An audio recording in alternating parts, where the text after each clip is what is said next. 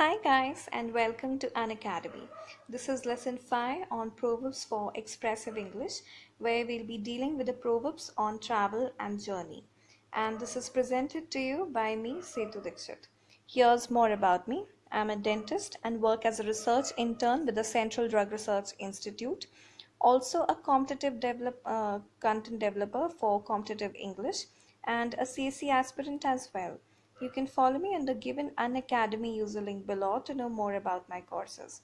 Please do like, rate, review, and recommend the lesson. Okay, with the first proverb now, step by step, one goes far. So, this is about like making progress slowly and steadily, gradually over time, because everything requires time and effort, right? So, this is how real progress is registered. And look at the example as well. Since the launch of its first satellite to the recent advancements, step by step, ISRO has gone far. So we're all well aware with the progress that ISRO has registered recently, and all of us are really proud about that.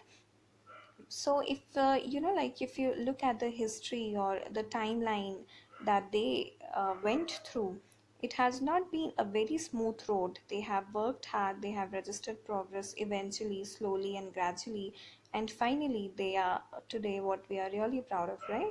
So this is a little girl who's standing in front of stairs, and she is trying to achieve that star. She's trying to go reach that star, so she will have to follow the steps and take them gradually and eventually and finally to reach that star. Okay, fine. The next one now, don't cross your bridges until you come to them. So it is basically regarding the mental problems or mental situations that we create in our mind that generally do not really exist. And while you really reach that level or the situation in your life that you have prepared so far, that you've been thinking about so far, the problems that you have been preparing for, or the problems that were a cause of worry for you, will not actually exist, because they were just a concept created by your own mind, a mental trap. That's it. That was all in your mind, right? So, coming to the exam meaning, don't waste your time preparing for all the potential problems, because most of them will no longer be problems when you get to them.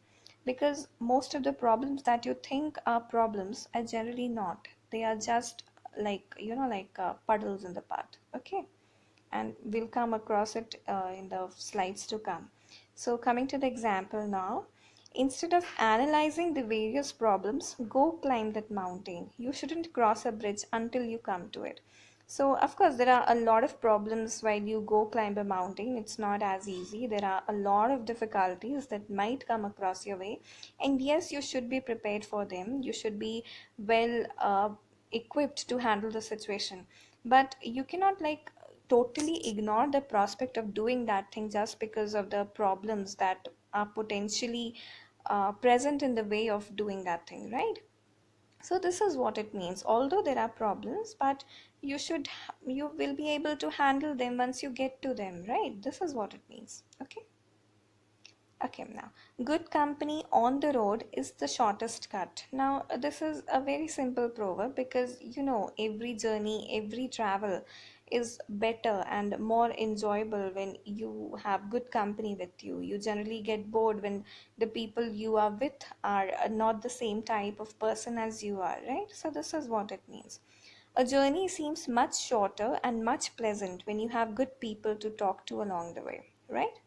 So, the example now, that trip to Ladakh became memorable because good company on the road is the shortest cut. So, you might have gone to that Ladakh trip with his friends, and they might have been good friends, or maybe good people who just gelled well together. Okay, so they had a good time together because good company on the road is the shortest cut, right? Fine.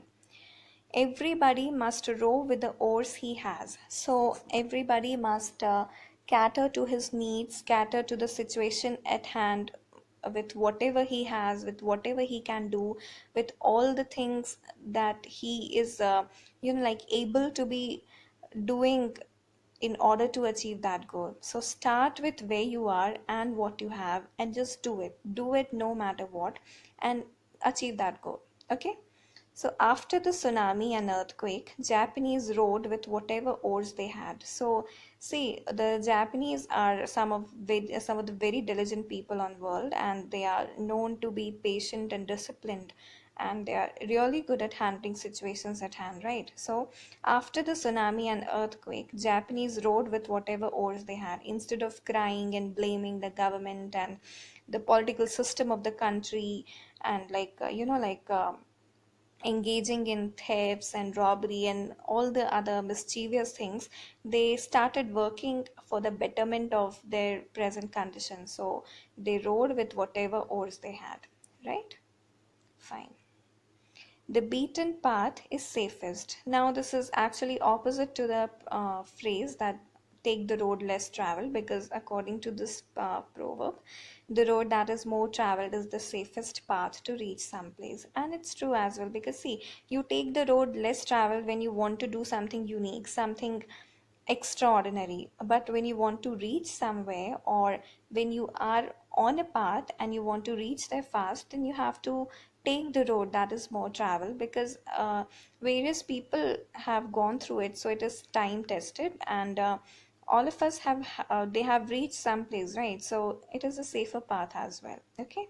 So example is, at night, avoid going through the ring road because the beaten path is the safest. Now, ring roads are generally in the outer sections or outer sectors of the city. So they are, I'm not sure if it is literally true, but they are considered to be less safer in the night, or less safer than the main areas of the city. So in this example, at night, avoid going through the ring road because the beaten path is the safest. So the beaten here is actually it means to um, express something which has been tested time and again, which has been taken or experienced by a lot of people, right? So at night, avoid going through the ring road because the beaten path is the safest. So you should actually take the path that is traveled by most of the people, right? Okay. Every path has its puddle, like I've said earlier in some slide. So here's the proverb again. Every path has its puddle. It generally means that every situation or everything, or like every task has its own obstacles, has its own drawbacks, or situations that you'll need to overcome in order to register progress, right? So the meaning is, progress rarely comes without difficulties. Okay. Look at the example. She has a rare disease and the surgery would be difficult too, but the doctors are ready to cross any puddles in the path. So the doctors are determined to treat her and make her well, and they are ready to take any risk. They are ready to undergo any severe process that they have to take in order to make her better. So this is what it means to cross any puddle in the path, that is to overcome anything that comes their way. So just because they want to serve better, they want to provide better health to their patient. Okay. So this is what it means. The next one now. He who stops at every stone never gets to his journey's end. Okay.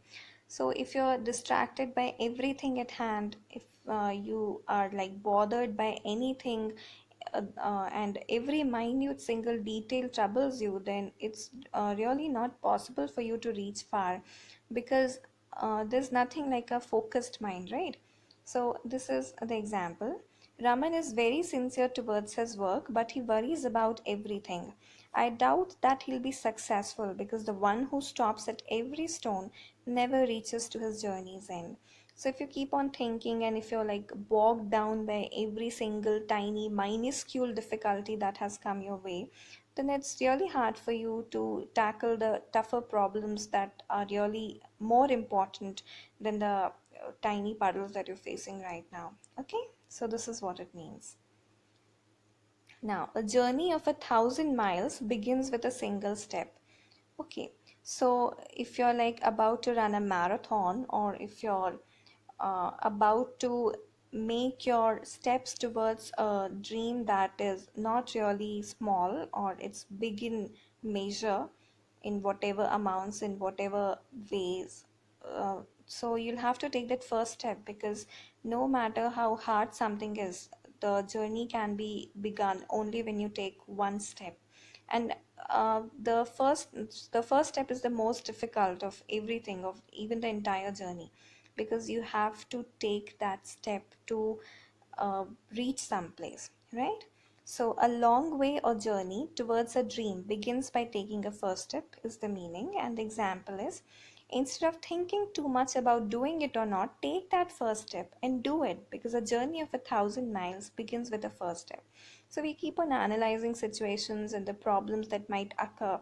So, instead of, like analyzing it time and again, you should actually take that first step and then maybe think upon whether you can do it or not. Okay. Right.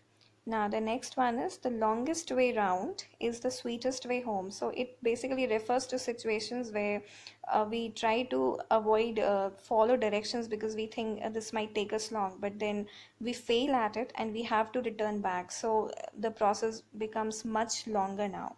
So, this is what it means. It may seem as if it will take too long to do something carefully and according to directions, but in fact, it will take a lesser time than doing something carelessly. Okay, I would advise you to read the instructions before trying to use your new stereo. It takes some time, but the longest way round is the nearest way home. Okay. Fine. You have to crawl before you walk. So, this actually means that progress can be registered gradually and slowly, and you have to learn the basics first before you can become a pro or a master at it. Okay? So, the example here is, the problem with the kids today is that they want instant achievements. They forget that one has to crawl before he can walk. And see, biologically also, if you look at a kid, the kid cannot run directly. It first, it has to crawl first and then maybe try to stand, then make balance, and then he'll be able to walk. So this is not just with the kids, it's with everything in life. Everything has the same process. That's the nature's law, and nobody can do anything about it. Okay, so crawl, walk, and then maybe run at it. Okay. So these were the 10 proverbs with regard to journey and travel. And here we come to our exercise part. First one is, after dinner, rest a while. After supper, walk a mile. He who wants to travel far takes care of his beast. Show a clean pair of heels. Some roads aren't meant to be traveled alone. Be aware that the road to hell is paved with good intentions. So, I want you all to find the meanings of these proverbs and make sentences using them and learn them, and also find some others so that you are good with this section of English and you're really good at proverbs now. Okay, so thanks for now and see you in the next lesson. Bye.